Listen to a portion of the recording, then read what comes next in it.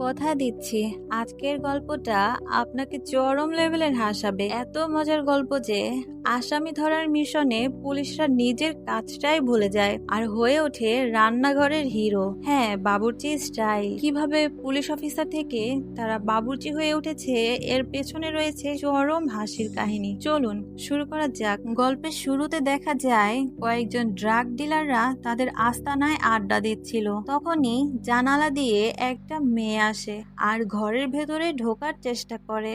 মেয়েটা ছিল একজন পুলিশ অফিসার। মেয়েটা তার সাথে আরো কয়েকজন পুলিশ অফিসার নিয়ে মাফিয়া দলকে ধরতে এসেছে। তখন মাফিয়া লোকটি মেয়েটিকে বলে, এই মেয়ে, তুমি এখানে ঝুলে আছো কেন?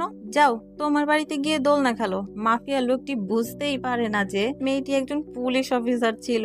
অন্যদিকে ক্যাপ্টেন কো, মানে তিনি ছিলেন পুলিশ দলের প্রধান অফিসার, তিনিও জানালা দিয়ে মাফিয়া দলটিকে ধরার জন্য চেষ্টা করে।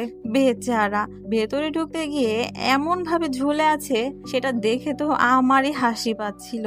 যাই হোক, কোনো মতো ভেতরে ঢুকে তার টিম মেম্বারদের খবর দেয়। এটা দেখে মাফিয়া অর্থাৎ নেশাখোর লোকটি ছাদ থেকে লাফ দিয়ে পালানোর চেষ্টা করে। পুলিশটি ঝুলে ঝুলে নিচে নামতে নামতে নেশাখোর লোকটি অন্য একজনের গাড়ি নিয়ে পালিয়ে যেতে চেষ্টা করে, কিন্তু গাড়ির মালিক বলে, হারামজাদা, এই বলে তাকে ঘাড় ধাক্কা দিয়ে গাড়ি থেকে ফেলে দেয়। এদিকে মহিলা পুলিশ অফিসার ইউন লোকটিকে ধরবার জন্য পেছন পেছন ছুটতে থাকে। তখনই বাইক নিয়ে হাজির হয় মাহ নামের অন্য একজন পুলিশ অফিসার। পুলিশ অফিসার মাহ এক ঝটকায় তাকে ধাক্কা মেরে ফেলে দেয়। লোকটিকে বলে, আরে তুই তো ছিচকে বাদর।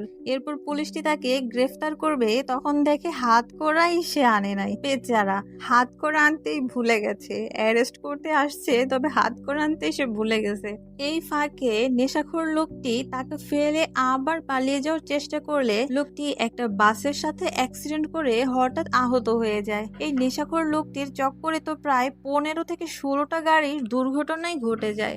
এত কাণ্ড ঘটায় সিনিয়র অফিসার সকল জুনিয়র অফিসারদেরকে ডেকে পাঠায় আর বলে, এই হ্যাংলা লোকটিকে ধরতে তোমরা এত কাণ্ড ঘটিয়ে ফেললে, 15-16টা গাড়ির দুর্ঘটনা পর্যন্ত ঘটিয়ে ফেললে। তারা বলে, আমরা কিছু করিনি, এগুলো কি থেকে যে কি হয়ে গেল আমরা বুঝতেই পারলাম না। তখন সিনিয়র অফিসার এসব কাণ্ডের জন্য অফিসার ক্যাপ্টেন কো ও তার দল বলে চাকরি কেড়ে নেয় আর অন্য একজন অফিসারকে প্রমোশন করিয়ে দেয়। অন্যদিকে ক্যাপ্টেন কো এর দলের একজন অফিসার তাদের কাজের পেমেন্ট নিয়ে জুয়া খেলতেই চলে গেছিল, আর এই বিষয়টি ক্যাপ্টেন কো যখন জানতে পারে আর তখন অনেক রেগে যায়। এমনিতেই তো তাদের সবার চাকরি চলে গিয়েছিল, এর জন্য ক্যাপ্টেন কো তাকে ধরে মারামারি করতে শুরু করে দেয়। তখনই ওইখানে অফিসার চোই চলে আসে, অর্থাৎ যে অফিসারের প্রমোশন হয়েছে ওই অফিসারটি আসে আর তার প্রমোশন উপলক্ষে সবাইকে খাওয়া দাওয়া করবার জন্য ট্রিট দেওয়ার ইনভাইট করে। খাওয়া দাওয়া করবার সময় ক্যাপ্টেন কো ও তার দল বলে চাকরি বাঁচানোর জন্য সে একটা অফার করে, যেখানে বলা হয়েছে তারা যদি কোরিয়ার একজন বিশাল ড্রাগ মাফিয়াকে ধরতে পারে তাহলে তাদের চাকরি বেঁচে যাবে। এই কাজটা পারলে তাদের প্রমোশন করিয়ে দেওয়া হবে বলে সে কথা দেয়। তখন ক্যাপ্টেন কো তাদের চাকরি বাঁচাবার জন্য শেষ চেষ্টাটি করতে রাজি হয়। ক্যাপ্টেন কো আর তার দলবল ওই মাফিয়ার ওপর সব সময় নজর রাখতে শুরু করে। নজরদারি করতে এসে ক্যাপ্টেন কো এর নতুন মেম্বার জয়কেতু কিছু লোক দিন মজুর ভেবে তাকে 300 টাকা চুক্তিতে কাজ করবার জন্য তাকে ধরে নিয়ে গাড়ি করে চলে যায়। এক ঝামেলা মিটতে না মিটতেই অন্যদিকে নজরদারি করবার সময় অফিসার মাহ ঘটিয়ে ফেলে আরেক কাণ্ড। এক মহিলা পুলিশকে ডেকে আনে অফিসার মাহকে ধরিয়ে দেবার জন্য। মানে ওই মহিলার মনে হচ্ছে পাশের ছাদ থেকে অফিসার মাহ তার ঘরে উকি দিচ্ছে। অফিসার মাহ মহিলাটিকে বোঝানোর আগেই মহিলাটি পুলিশকে ডেকে আনে আর তাকে তো পেঁচামুখো বাটলু বলে গালাগালি করতে শুরু করে দিয়েছে। বেচারা অফিসার মাহ তাদের সিক্রেট মিশনের জন্য কাউকে তার পরিচয় দিতে না পেরে কত গালি না হজম করে নিল। ঠিক তখনই অফিসার মাহ দেখতে পায় ওখানে ওই ড্রাগ মাফিয়ার কিছু চেয়ালাপেলা যাচ্ছে। তখন অফিসার মাহ পুলিশটিকে আলাদাভাবে তাদের পরিচয় দিয়ে ওখান থেকে চলে আসে।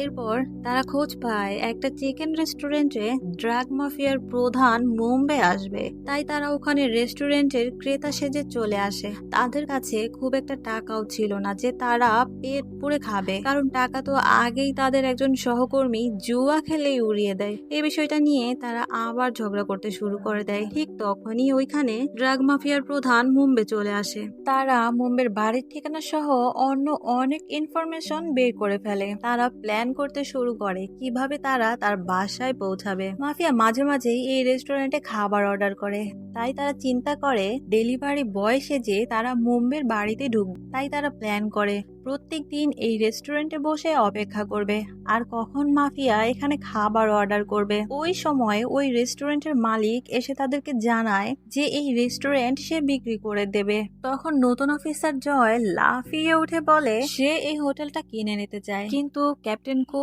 এই বিষয়টিতে রাজি হচ্ছিল না, কেননা এত টাকা কোথা থেকে আসবে। এ কথা শুনে অফিসার জয় বলে আমি অনেক দিন ধরে কিছু টাকা জমিয়েছিলাম, এই টাকা দিয়ে হলেও আমি এই রেস্টুরেন্টটা কিনে নেব।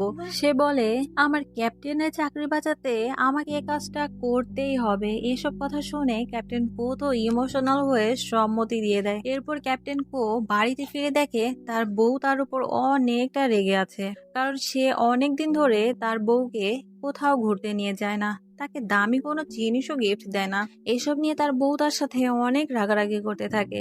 এরপর ক্যাপ্টেন কো তার মেয়েকে নিয়ে একটা রেস্টুরেন্টে খেতে চলে আসে। তার বউ আর তার মেয়ের কথাবার্তা শুনে ক্যাপ্টেন কো এর মনে হচ্ছে টাকা পয়সা ছাড়া ভালো থাকা যায় না, তাই তার সত্যি একটা প্রমোশনের খুবই দরকার। এরপর ক্যাপ্টেন কো তার কাছে জমানো সমস্ত টাকা দিয়ে চিকেন রেস্টুরেন্টটা কিনে নেয়, কারণ মুম্বেকে ধরতে না পারলে তাদের তো এমনিতেই গোয়েন্দাগিরি ছেড়ে কিছু না কিছু করে খেতেই হবে। এরপর তারা মুম্বে ও তার গ্যাংস্টারদের উপর নজরদারি রাখতে শুরু করে দেয়, কিন্তু তারা তাদের কোনো ইনফরমেশন তো পায় না। মুম্বের দলবলের মারামারি প্র্যাকটিস করা দেখে কে বাঁচবে আর কে মরবে এই বিষয়টি নিয়েই তারা বাজি ধরতে শুরু করে দেয়। রেস্টুরেন্টটা খোলা দেখে আস্তে আস্তে লোকজন সেখানে আসতে শুরু করে দেয়। লোকজনের আশা দেখে তারা বাধ্য হয়েই না চাইলেও কিছু খাবার দাবার কিনে এনে রেস্টুরেন্টটা চালু করে ফেলে।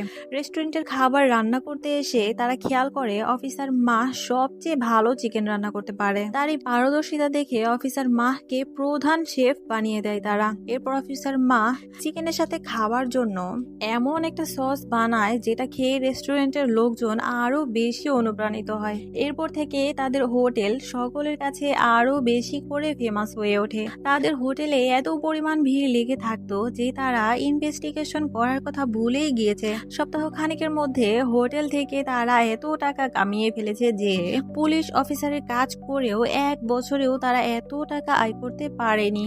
তাদের এত নামডাক আর এত সফলতা দেখে দুজন লোক আসে তাদের রেস্টুরেন্টের উপর একটা ডকুমেন্টারি তৈরি করার জন্য।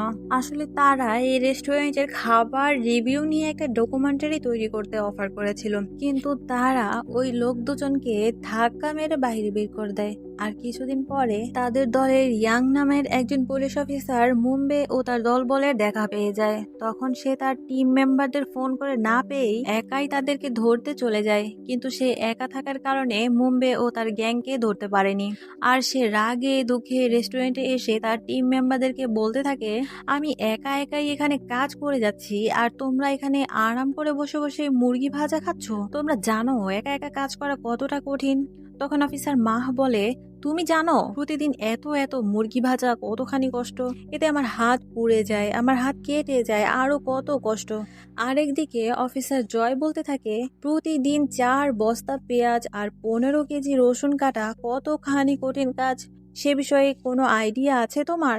আর ইয়ন বলে তুমি কি জানো সারাদিন একই টেবিল বারবার পরিষ্কার করা কতখানি বিরক্তিকর কাজ? এটা তোমার মতো আরাম করে বাইরে কাজ করা ছেলে কখনোই বুঝতে পারবে না। সহকর্মীদের টুকটাক খোঁচাখুচিতে ফার্স্ট স্টেজে থাকা ছেলেটা এমন মানসিক চাপে পড়ে যে ডিপ্রেশনের বদলে ওকে মানসিক জিমে ভর্তি করে দেবে। এভাবেই রেস্টুরেন্টের কাজের চাপে তারা তাদের ইনভেস্টিগেশন করার কাজটা একেবারেই ভুলে যায়। আর এইদিকে মুম্বে ইচ্ছা মতো ড্রাগ ডিল করতে থাকে। তাদের কাজের এই অবস্থা দেখে তাদের সিনিয়র অফিসার তাদেরকে ডেকে ইচ্ছা মতো বকাঝকা করতে থাকে। তখন অফিসার মাহ এর ফোনে হঠাৎই একটা কল আসে, আর কল আসতেই সবাই ছুট দেয় সেই হোটেলে। আসলে সেখানে সেদিন মুম্বে চিকেন অর্ডার করে, কিন্তু আসলে এটা ছিল তাদের গুপ্ত প্ল্যান। ডেলিভারি বয় সেজে গ্যাংস্টারের বাড়ি গেলে তারা দেখে সে তার বাড়ি বদলি করে ফেলেছে। এখন সে আর এই বাড়িতে থাকে না। মানে চিকেন গরম কিন্তু তাদের প্ল্যান ঠান্ডা। এই ঘটনায় অফিসার মাহ এমন হতাশায় পড়ে যে যেন এখনই সে শেষ নিঃশ্বাস ফেলবে এমন ঘটনা শুরু করলো। আর ঠিক তাদের এসব নাটক শেষ হতেই বেরোলো নতুন ঝামেলা। যে দুই সাংবাদিককে তারা ধাক্কা মেরে বের করেছিল তারা এবার হোটেল নিয়ে বানিয়ে ফেললো একেবারে বাজে ডকুমেন্টারি। তাদের ভিডিওতে দেখানো হয়েছিল সে নাকি অন্য হোটেলের খাবার চুরি করে নিজের হোটেলে এনে চালায়, আর মুরগিগুলোর নাকি গোসলই হয় না, মানে ভালোভাবে পানি দিয়ে পরিষ্কারই করে না, ফলে ব্যবসা নামলো তলানিতে। এর উপর অফিসার চই ডাকলো সবাইকে। প্রমোশন তো দূরে থাক, চাকরি থেকেই বিদায় করে দিল একেবারে সবাইকে। এরপর বাড়িতে এসে বউয়ের সামনে বসলেই ক্যাপ্টেন কোয়ের গলা শুকিয়ে যায়। এতদিন বাড়ি না ফেরার কারণে ক্যাপ্টেন কোয়ের বউয়ের মনটা অনেক বেশি খারাপ হয়ে আছে। হঠাৎ তখন তার বউ বলে উঠলো, আমার কিছুই লাগবে না, তুমি পাশে থাকলেই আমার সব পাওয়া হয়ে যাবে। ব্যাস, এই ডায়লগ শুনে ক্যাপ্টেন কোই ইমোশনাল হয়ে কান্নাই করে দেয়। সে যেন সিনেমার হিরো হয়ে গেল। মনে মনে ভাবলো, না এইবার ঘুরে দাঁড়াতে হবে শুধু আমার বউয়ের জন্য। ক্যাপ্টেন কো টিম নিয়ে আবার প্ল্যান করতে শুরু করে দেয়। ঠিক তখনই এক ভদ্রলোক রেস্টুরেন্টে এসে হাজির। সে অফার দিল, আমি তোমার রেস্টুরেন্টে টাকা ইনভেস্ট করব, তোমাদের রেস্টুরেন্টের বিদেশে শাখা খোলারও ব্যবস্থা করব। প্রথমে সবাই আনন্দে ভাবলো, বাহ, এবার তোমাদের রেস্টুরেন্ট ইন্টারন্যাশনাল ব্র্যান্ড হয়ে যাবে। কিন্তু লোকটা আসলে ছিল মুম্বের লয়ার। তাকে পাঠানো হয়েছে রেস্টুরেন্টের আড়ালে বিদেশে ড্রাগস সাপ্লাইয়ের ব্যবসা পুরো দেশে বিদেশে ছড়িয়ে দেবার জন্য। আর মুম্বের এই কাজটা আরো সহজভাবে করে দেওয়ার জন্য সে হাত মিলায় তার এক পুরনো পার্টনার চ্যাং এর সাথে। ক্যাপ্টেন এই বিষয়গুলো না জেনে তার রেস্টুরেন্ট তাদেরকে ইনভেস্ট করতে ও বিদেশে শাখা বাড়াতে অনুমতি দিয়ে দেয়। পরে যখন দেখে তার রেস্টুরেন্ট কিছু নেশাখোর আর গুন্ডা চালাচ্ছে আর তার রেস্টুরেন্টের সুনাম এদের জন্য নষ্ট হচ্ছে, তখন ক্যাপ্টেন কো আবার সেই টিম মেম্বারদের নিয়ে দেশে বিদেশে রেস্টুরেন্টের সকল ব্রাঞ্চের ওপর নজরদারি রাখতে শুরু করে। ক্যাপ্টেন কো তার বিভিন্ন রেস্টুরেন্টের তদন্ত করতে যায় আর লুকিয়ে দেখে আসলে রেস্টুরেন্ট ব্যবসার পিছনে এখানে মাদকের ব্যবসা চলছে। এক রাতে অফিসার মাহ রেস্টুরেন্টের অন্য ব্রাঞ্চে তদন্ত করতে গিয়ে আবারও জুয়ার আড্ডায় বসে পড়ে। আর গল্প করার এক পর্যায়ে সে বলে দেয় সে একজন পুলিশ অফিসার। এটা জানতে পেরে গুন্ডারা অফিসার মাহকে পিটিয়ে তাদের কাছে জিম্মি করে নেয়। এদিকে অফিসার জয় রেস্টুরেন্টে ঢুকে ড্রাগগুলো দেখতে পেয়ে ড্রাগ আসলে খেতে কেমন এজন্য সে একটু চেখে দেখতে গিয়েছিল। ড্রাগ খেয়ে অফিসার জয়ের মনে হয় কেউ হঠাৎ তাকে স্লো মোশন কমেডি স্ক্রিনে ঢুকিয়ে দিয়েছে। এরপর সে ড্রাগ খেয়ে অজ্ঞান হয়ে পড়ে যায়। এদিকে ক্যাপ্টেন কো একাই মুম্বাইকে ধরতে পিছু নিল। হঠাৎই তখন মোবাইলে দেখে তারা অফিসার মাহকে তাদের জিম্মায় নিয়ে গেছে, কিন্তু অফিসার রিয়ং হাল ছাড়লো না। লোকেশন ট্র্যাকার দিয়ে মুহূর্তের মধ্যেই অফিসার মাহকে খুঁজে বের করলো। ক্যাপ্টেন কো তার টিম মেম্বারদের নিয়ে অফিসার মাহকে উদ্ধার করার জন্য দ্রুত গাড়ি বের করে রওনা দেয়। অন্যদিকে অফিসার চই ও তার কিছু টিম মেম্বারকে নিয়ে মুম্বাইকে ধরার জন্য ওখানে গিয়ে পৌঁছায়, কিন্তু তারা উল্টো মাফিয়াদের কাছে আচ্ছা মতো ধোলাই খায়। মাফিয়ারা পালিয়ে যাওয়ার সময় আবারও একটা বাস এসে মুম্বাইয়ের গাড়িকেই ধাক্কা মেরে বসে। এদিকে ক্যাপ্টেন কো যত দ্রুত সম্ভব তার টিম মেম্বারকে নিয়ে অফিসার মাহকে উদ্ধার করতে যেতে থাকে। আসলে ভোলা ভালা দেখতে অফিসার মাহ একজন জাতীয় দলের জুডো চ্যাম্পিয়ন ছিল। সে সব গুন্ডাদের পিটিয়ে সবাইকে কুপকাত করে ড্রাগস পাচার করতে থাকা একটা গাড়ির পিছনে উঠে গ্যাংস্টার মুম্বের আস্তানা পর্যন্ত গিয়ে পৌঁছে যায়। এদিকে অফিসার মাহ সেখানে পৌঁছে ক্যাপ্টেনদের তার নিজের অ্যাড্রেস SMS করতে গিয়ে ভুলবশত মুম্বের আস্তানা লেখার জায়গায় বানান ভুল করে মিলিটারি বেস লিখে পাঠিয়ে দেয়। এদিকে আজ মুম্বে ও তার পার্টনার চ্যাং এর মধ্যে একটা বিশাল ড্রাগ চালানের প্রচেষ্টা চলছে। তখন অফিসার মাহ তাদেরকে ভয় দেখানোর জন্য তার মোবাইলে পুলিশের গাড়ির সাইরেন বাজাতে গিয়ে আবারও ভুলবশত অ্যাম্বুলেন্সের সাইরেন বাজিয়ে ফেলে। বেচারা মাহ এবার তাড়াতাড়ি করে তার ভুল সূত্রে সে পুলিশের গাড়ির সাইরেন বাজায়। আর হঠাৎই পুলিশের গাড়ির সাইরেন শুনে দুই দলের লোকজন একে অপরের উপর সন্দেহ করে মারামারি শুরু করে দেয়। অন্যদিকে ক্যাপ্টেন কোয়ের দলবল লোকেশন ট্র্যাকার অ্যাপ দিয়ে অফিসার মাহকে খুঁজে বের করে ফেলে। ক্যাপ্টেন কো অফিসার চোইকে তাদের লোকেশন পাঠিয়ে দেয়।